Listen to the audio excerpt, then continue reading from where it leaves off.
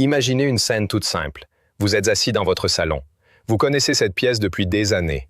Vous savez où se trouvent les meubles, les fenêtres, la télévision, la cuisine, juste derrière vous. Et pourtant, pendant quelques secondes, quelque chose vous paraît étrange. Vous regardez autour de vous et vous avez cette sensation difficile à expliquer. Je connais cet endroit, mais pourquoi ai-je soudain l'impression de ne plus savoir exactement où je suis? Puis la sensation disparaît. Vous passez à autre chose. Ou peut-être qu'une autre situation vous est déjà arrivée. Vous commencez une phrase. Vous savez parfaitement ce que vous voulez dire. Vous connaissez le mot. Mais impossible de le retrouver. Vous cherchez. Vous réfléchissez. Rien.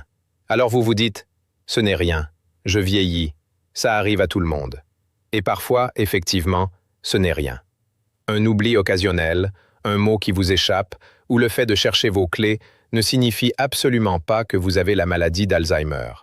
Mais il existe une différence essentielle entre les petits oublis du quotidien et certains changements cognitifs qui apparaissent progressivement. Et cette différence, beaucoup de familles ne la connaissent pas. Parce qu'Alzheimer ne commence pas toujours par une personne qui oublie complètement le prénom de ses proches. Les premiers changements peuvent être beaucoup plus discrets. Ils peuvent apparaître dans la façon de parler, dans la manière de gérer une tâche habituelle, dans l'orientation, dans le jugement, dans le comportement, et parfois même dans la façon dont une personne interagit avec son entourage. Aujourd'hui, nous allons donc voir 10 signes importants à connaître. Pas pour vous faire peur, pas pour vous permettre de vous auto-diagnostiquer, mais pour savoir reconnaître un changement qui mérite éventuellement d'être discuté avec un professionnel de santé. Et restez particulièrement attentif aux derniers signes, car certains sont facilement confondus avec la fatigue, le stress, la dépression ou simplement le vieillissement. Avant de commencer, abonnez-vous à la chaîne et activez les notifications si vous souhaitez recevoir d'autres vidéos consacrées à la mémoire, au cerveau, au vieillissement et à la santé. Et surtout, gardez cette règle en tête pendant toute la vidéo. Un seul signe ne suffit jamais à diagnostiquer Alzheimer. Ce qui compte, c'est l'ensemble des changements, leur évolution et surtout leur impact sur la vie quotidienne. Alors, commençons par le signe auquel tout le monde pense. Signe numéro 1. Les difficultés avec les informations récentes. Imaginez que vous expliquiez quelque chose à votre proche le matin. Vous lui dites « N'oublie pas, le médecin est à 15 heures ». La personne vous répond qu'elle a compris. 1 heure plus tard, elle vous demande « À quelle heure est le rendez-vous » Vous lui répondez. Puis, quelques heures après, « On va où cet après-midi » Une répétition occasionnelle peut arriver à n'importe qui. Mais lorsque quelqu'un commence régulièrement à oublier des informations récentes importantes, alors que cela ne lui arrivait pas auparavant, la situation mérite davantage d'attention. C'est l'une des caractéristiques qui peuvent apparaître dans les troubles de mémoire liés à Alzheimer. Et il y a une distinction importante. Oublier occasionnellement où vous avez posé vos lunettes n'est pas forcément inquiétant. Mais oublier régulièrement une conversation récente, un événement important ou une information que l'on vient tout juste de donner peut être différent. Le problème n'est donc pas simplement « est-ce que j'oublie ?» La vraie question est « est-ce que mes oublis deviennent plus fréquents, plus importants et commencent-ils à perturber ma vie quotidienne ?» C'est cette évolution qui doit attirer l'attention. Signe numéro 2. Répétez les mêmes questions ou les mêmes histoires. Imaginez une conversation avec votre mère. Elle vous demande « Tu viens dimanche ?» Vous répondez « Oui, je viens dimanche ». Quelques minutes passent. Puis elle vous demande à nouveau « Tu viens dimanche ?» Vous répondez encore. Puis, plus tard dans la journée, la même question revient. Une personne peut répéter une histoire parce qu'elle est distraite. Elle peut aussi répéter une question parce qu'elle est anxieuse ou parce qu'elle pense que vous n'avez pas entendu. Mais lorsque la répétition devient fréquente et inhabituelle, notamment lorsque la personne ne semble pas se souvenir qu'elle vient de poser exactement la même question, cela peut être un signal à observer. Et quelque chose est particulièrement important ici. La famille remarque parfois le problème avant la personne elle-même. C'est pourquoi les proches jouent un rôle important dans l'observation de l'évolution des symptômes. Mais attention, il ne faut pas transformer chaque répétition en accusation. Dire « je te l'ai déjà expliqué 10 fois » peut provoquer de la frustration, de la honte ou de l'anxiété. Il vaut mieux observer calmement la fréquence du phénomène et surtout regarder s'il existe d'autres changements associés. Signe numéro 3. Les difficultés à trouver ces mots. Vous avez probablement déjà vécu cette situation. Vous êtes en train de parler et soudain, le mot disparaît. Vous savez ce que vous voulez dire. Vous savez même à quoi ressemble la chose. Mais son nom ne vous revient pas. Quelques secondes plus tard, « Ah oui, c'était ça ». Cela peut être parfaitement normal. Cela arrive notamment lorsque nous sommes fatigués, stressés ou simplement distraits. Mais imaginez que cela commence à se produire beaucoup plus souvent. La personne cherche constamment ces mots. Elle remplace les noms par le truc, la chose, le machin, ça là-bas. Elle commence une phrase et ne parvient plus à la terminer. Ou elle éprouve de plus en plus de difficultés à suivre une conversation qu'elle aurait auparavant parfaitement comprise. Dans certains cas, elle peut même commencer à éviter certaines conversations parce qu'elle se sent en difficulté. Et c'est un point essentiel. Une difficulté progressive du langage ne doit pas être automatiquement attribuée à l'âge. Elle peut avoir différentes causes, et seul un professionnel peut déterminer ce qui se passe réellement. Mais lorsqu'elle devient fréquente et qu'elle s'accompagne d'autres changements cognitifs, elle mérite d'être évaluée. Et maintenant, nous arrivons à un signe que beaucoup de familles remarquent parfois très tard. Parce qu'il ne s'agit pas directement d'oublier un nom ou un événement. Il s'agit de ne plus réussir à faire quelque chose que l'on faisait parfaitement depuis des années. Imaginez une personne qui cuisine depuis 40 ans. Elle connaît ses recettes par cœur. Elle prépare le même plat depuis des décennies. Et soudain, quelque chose change. Elle oublie une étape. Elle ne sait plus quoi faire ensuite. Elle met les ingrédients dans le mauvais ordre. Elle laisse brûler un plat qu'elle préparait autrefois sans aucune difficulté. Une erreur isolée ne signifie évidemment rien. Mais si ces difficultés deviennent répétées, alors nous arrivons à un autre signal important. Et c'est précisément ce que nous allons examiner dans la suite. Car parfois, le premier véritable changement n'est pas « j'ai oublié quelque chose ». C'est plutôt « je ne sais plus comment faire quelque chose que je savais parfaitement faire avant ». Signe numéro 4. Une tâche familière devient soudainement difficile. Reprenons l'exemple de cette personne qui cuisine depuis 40 ans. Ce qui doit attirer votre attention, ce n'est pas qu'elle rate une recette un jour. C'est le changement. Une personne qui réalisait autrefois certaines tâches presque automatiquement peut progressivement avoir besoin d'aide pour les accomplir. Cela peut concerner la cuisine, les courses, les factures, l'utilisation d'un appareil, l'organisation d'une sortie ou une activité professionnelle. Elle connaît la tâche. Elle sait qu'elle l'a déjà réalisée des centaines de fois. Mais quelque chose ne fonctionne plus comme avant. Elle oublie certaines étapes. Elle ne sait plus dans quel ordre les effectuer. Elle se retrouve bloquée au milieu de l'activité. Et parfois, elle commence à éviter cette tâche. C'est important parce que le cerveau ne fait pas qu'utiliser la mémoire pour accomplir une activité. Il utilise également l'attention, la planification, l'organisation et la capacité à résoudre des problèmes. Lorsque plusieurs de ces fonctions commencent à être perturbées, les activités quotidiennes peuvent devenir progressivement plus difficiles. Et cela nous amène au 5e signe. Signe numéro 5. Des difficultés à planifier ou à prendre certaines décisions. Imaginez quelqu'un qui gérait parfaitement son argent. Pendant des années, il payait ses factures à temps. Il connaissait ses dépenses. Il savait organiser son budget. Puis, progressivement, les choses changent. Des factures restent impayées. Des erreurs inhabituelles apparaissent. La personne ne comprend plus certaines opérations qu'elle réalisait auparavant facilement. Elle peut également avoir davantage de difficultés à organiser une activité comportant plusieurs étapes. Là encore, une erreur financière occasionnelle n'est pas un signe d'Alzheimer. Nous faisons tous des erreurs. Mais un changement net par rapport aux habitudes précédentes mérite d'être observé. Il existe également un aspect encore plus délicat, le jugement. Une personne habituellement prudente peut devenir soudainement beaucoup plus vulnérable aux escroqueries.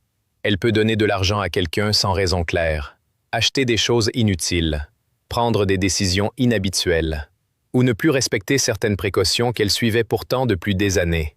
Ce changement peut être particulièrement préoccupant lorsqu'il apparaît progressivement avec d'autres difficultés cognitives. Mais attention, cela peut aussi avoir d'autres causes. C'est pourquoi l'objectif n'est jamais de dire « cette personne a Alzheimer ». L'objectif est de se demander « pourquoi son fonctionnement a-t-il changé ?» Et cette question peut conduire à une consultation médicale. Signe numéro 6. Se perdre dans le temps ou dans l'espace. Quel jour sommes-nous? Vous avez peut-être déjà dû réfléchir quelques secondes avant de répondre. Cela arrive. Mais imaginez une personne qui commence régulièrement à confondre les jours, les mois ou les périodes de l'année, ou qui ne comprend plus pourquoi elle se trouve dans un endroit où elle avait pourtant l'habitude d'aller. Le problème peut également concerner l'orientation. Une personne prend une route qu'elle connaît depuis 20 ans. Elle reconnaît certains bâtiments. Elle reconnaît peut-être même le quartier. Mais soudain, elle ne sait plus comment rentrer chez elle. Elle se retrouve désorientée. Elle ne parvient plus à reconstruire mentalement son trajet. Ce type de difficulté peut devenir particulièrement important lorsqu'il apparaît chez une personne qui connaissait auparavant parfaitement son environnement. Et il y a une raison pour laquelle ce signe doit être pris au sérieux. Parce qu'une personne qui se perd peut être exposée à des risques réels. Dans ce cas, il ne faut pas attendre que la situation devienne dangereuse pour en parler à un professionnel. Signe numéro 7. Perdre des objets d'une manière inhabituelle. Tout le monde perd ses clés. Tout le monde cherche parfois son téléphone alors qu'il se trouve juste devant lui. Ce n'est pas cela qui nous intéresse. Imaginez plutôt une personne qui commence à ranger régulièrement des objets dans des endroits complètement inhabituels.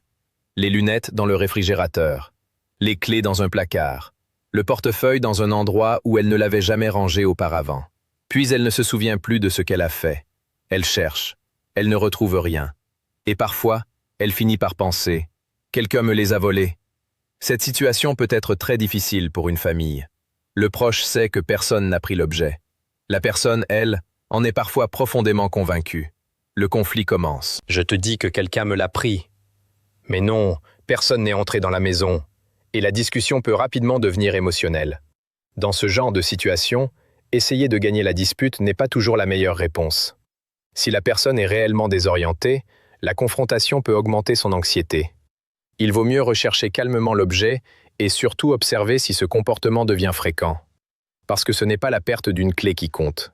C'est le changement dans la manière de perdre les objets et de comprendre ce qui s'est passé. Et maintenant, nous arrivons à un signe particulièrement subtil. Un signe que certaines familles interprètent comme un simple changement de caractère. Signe numéro 8.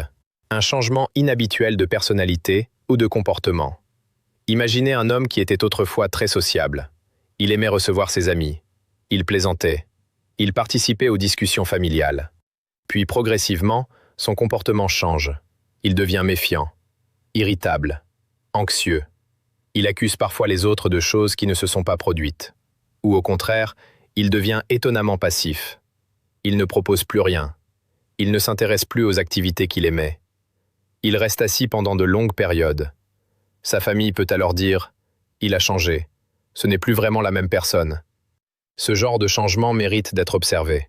Mais il faut absolument éviter une conclusion trop rapide. Un changement de personnalité peut être lié à de nombreuses situations. Stress important, dépression, isolement, troubles du sommeil, médicaments, problèmes neurologiques ou autres problèmes de santé. Il ne faut donc pas transformer un changement d'humeur en diagnostic. Mais lorsqu'un changement comportemental est nouveau, progressif et associé à des difficultés de mémoire ou de raisonnement, il devient beaucoup plus important d'en parler. Et voici quelque chose que beaucoup de personnes ignorent. Parfois, le cerveau peut rencontrer des difficultés dans la manière dont il interprète l'espace et les informations visuelles. Signe numéro 9. Des difficultés nouvelles à se repérer ou à interpréter l'espace. Imaginez quelqu'un qui conduisait depuis des années sans problème. Puis, il commence à avoir des difficultés inhabituelles pour se garer. Il estime mal les distances. Il se trompe dans l'espace entre deux objets. Il a du mal à retrouver une porte ou à comprendre comment certains éléments sont disposés autour de lui. Ce type de difficulté peut parfois apparaître dans certaines maladies neurologiques. Mais encore une fois, il existe de nombreuses autres explications possibles. Un problème de vision, par exemple, peut provoquer certaines difficultés. C'est pourquoi il ne faut jamais conclure à partir d'un seul symptôme. Ce qui compte, c'est le contexte, l'évolution et l'association éventuelle avec d'autres changements. Et maintenant, il reste un dernier signe. Un signe particulièrement trompeur, parce qu'il peut donner l'impression que la personne est simplement devenue moins intéressée par la vie. Signe numéro 10. Le retrait progressif des activités et des relations. Imaginez une personne qui jouait aux cartes chaque semaine. Elle ne rate presque jamais une partie. Elle aime retrouver ses amis. Elle participe aux repas de famille. Elle aime discuter. Puis, petit à petit, elle arrête. Vous lui demandez « Pourquoi tu ne viens plus ?» Elle répond « Je suis fatiguée ». La semaine suivante, elle refuse encore. Puis elle ne téléphone plus à ses amis. Elle abandonne une activité qu'elle aimait. Elle sort de moins en moins. Et sa famille pense « Elle n'a plus envie de rien ». Mais parfois, la réalité est différente. La personne peut commencer à avoir des difficultés à suivre une conversation. Elle peut avoir peur d'oublier les noms. Elle peut ne plus comprendre les règles d'un jeu qu'elle pratiquait auparavant. Elle peut sentir qu'elle n'arrive plus à suivre les autres. Alors, elle évite les situations où ces difficultés pourraient être remarquées. Et progressivement, un cercle se met en place. Moins d'activité, moins de contact, moins de stimulation, davantage d'isolement. C'est pourquoi un retrait social nouveau et progressif mérite lui aussi d'être observé. Mais ici encore, il faut rechercher d'autres causes possibles. Une douleur chronique, une dépression, une fatigue importante, un problème auditif ou visuel, un changement de situation familiale ou simplement un manque de mobilité peuvent également expliquer ce comportement. Alors, après avoir entendu ces 10 signes, une question devient essentielle. Comment savoir si l'on est face à un vieillissement normal ou à quelque chose qui mérite réellement une évaluation? La réponse est beaucoup plus simple qu'on ne le pense. Ce n'est pas seulement la présence d'un symptôme qui compte, c'est son évolution, c'est sa fréquence. Et surtout, c'est son impact sur l'autonomie. Oublier occasionnellement un nom, cela peut arriver. Chercher ses lunettes, tout le monde le fait. Entrer dans une pièce et oublier pourquoi on y est allé, cela peut arriver. Mais si les oublis deviennent de plus en plus fréquents, si les tâches habituelles deviennent difficiles, si la personne se perd dans des endroits familiers, si son comportement change fortement, ou si elle commence à avoir besoin d'aide pour des activités qu'elle gérait auparavant seule, alors il ne faut pas simplement dire « c'est l'âge ». Il faut chercher à comprendre ce qui se passe. Et c'est justement là que beaucoup de familles commettent une erreur. Elles attendent. Elles observent pendant des mois, puis des années, parce qu'elles ont peur du diagnostic. Pourtant, consulter ne signifie pas automatiquement que la personne a Alzheimer. Il existe de nombreuses causes de troubles de mémoire ou de difficultés cognitives. Certains problèmes peuvent être liés au sommeil. Certains médicaments peuvent affecter la vigilance ou la mémoire. Des troubles de l'humeur peuvent également donner l'impression que la mémoire fonctionne moins bien. D'autres problèmes médicaux peuvent aussi provoquer des symptômes similaires. C'est pourquoi une évaluation professionnelle est beaucoup plus utile qu'un test trouvé sur Internet. Et il y a une distinction extrêmement importante à connaître. Une évolution progressive sur plusieurs mois ou plusieurs années n'est pas la même chose qu'une confusion qui apparaît brutalement. Si une personne devient soudainement confuse en quelques heures ou quelques jours, notamment avec un changement important de son état habituel, il faut demander rapidement une évaluation médicale. Ce n'est pas la même situation qu'un déclin progressif. Alors, que peut faire une famille lorsqu'elle commence à remarquer plusieurs de ces changements? C'est ce que nous allons voir maintenant. Parce que reconnaître les signes est une chose, savoir quoi faire ensuite en est une autre. Mais avant de penser au pire, il faut retenir une chose essentielle. Reconnaître plusieurs de ces signes ne signifie pas automatiquement qu'une personne souffre de la maladie d'Alzheimer. Le cerveau peut être affecté par de nombreuses situations différentes. Un mauvais sommeil, une dépression, certains médicaments, des problèmes de vision ou d'audition, certaines maladies ou carences, des troubles métaboliques, et parfois simplement une période de fatigue ou de stress important. C'est précisément pour cela qu'un véritable bilan médical est nécessaire. Le médecin cherchera à comprendre ce qui a changé, depuis quand, à quelle fréquence, et surtout dans quelle mesure cela affecte la vie quotidienne. Il pourra également rechercher d'autres causes possibles. Alors, si vous avez remarqué plusieurs changements chez vous ou chez un proche, ne commencez pas par dire « tu as Alzheimer ». Commencez plutôt par observer. Depuis quand cela se produit-il? Est-ce que cela devient plus fréquent? Quelles activités sont devenues difficiles? Est-ce que la personne se perd? Répète-t-elle les mêmes questions? A-t-elle changé de comportement? A-t-elle besoin d'une aide qu'elle n'avait pas auparavant? Notez ces changements. Et si vous êtes inquiet, prenez rendez-vous avec un professionnel de santé. Si possible, venez accompagné d'un proche qui connaît bien la personne. Parce que lorsqu'un changement cognitif apparaît progressivement, la personne elle-même peut ne pas toujours en avoir pleinement conscience. Et surtout, ne transformez jamais cette vidéo en test de diagnostic. Si vous avez oublié le nom d'une personne hier, cela ne signifie pas que vous avez Alzheimer. Si vous avez cherché vos clés ce matin, cela ne signifie pas que votre cerveau est malade. Si vous avez eu un trou de mémoire pendant une conversation, cela peut simplement arriver. Ce qui doit attirer l'attention, c'est un changement persistant, progressif et suffisamment important pour commencer à perturber la vie quotidienne. Et maintenant, revenons une dernière fois aux 10 signes. Des difficultés inhabituelles avec les informations récentes. La répétition fréquente des mêmes questions ou des mêmes histoires. Des difficultés nouvelles pour trouver ses mots ou suivre une conversation. Une tâche autrefois familière qui devient difficile. Des problèmes de planification, de raisonnement ou de jugement. Une désorientation dans le temps ou dans l'espace. la perte inhabituelle d'objets et l'incapacité à retrouver ses propres étapes. Un changement important de personnalité ou de comportement. Des difficultés nouvelles à interpréter l'espace ou certaines informations visuelles. Et enfin, le retrait progressif des activités et des relations sociales. Pris séparément, ces signes peuvent avoir de nombreuses causes. Mais lorsqu'ils s'accumulent et progressent, ils méritent d'être examinés. Et il y a quelque chose de très important que nous devons également comprendre. Derrière chaque symptôme, il y a une personne. Un père, une mère, un conjoint, un grand-parent. Quelqu'un qui a vécu toute une vie avant que ces difficultés apparaissent. Si cette personne oublie quelque chose, ne la ridiculisez pas. Si elle cherche un mot, laissez-lui quelques secondes pour le retrouver. Si elle répète une question, essayez de répondre calmement. Si elle se trompe, évitez de transformer chaque erreur en confrontation. Parce que la peur, la honte et l'humiliation ne rendent pas une situation plus facile. Au contraire, ce dont une personne confrontée à des difficultés cognitives a besoin, c'est d'être accompagnée avec patience et dignité. Et si vous êtes vous-même inquiet pour votre mémoire, ne restez pas seul avec cette inquiétude. Parlez-en. Demandez un avis médical. Posez vos questions. Notez les changements que vous avez observés. Cherchez à comprendre plutôt qu'à avoir peur. Car consulter ne signifie pas automatiquement recevoir une mauvaise nouvelle. Parfois, le bilan permet de découvrir une cause différente. Parfois, il permet simplement de mieux comprendre la situation.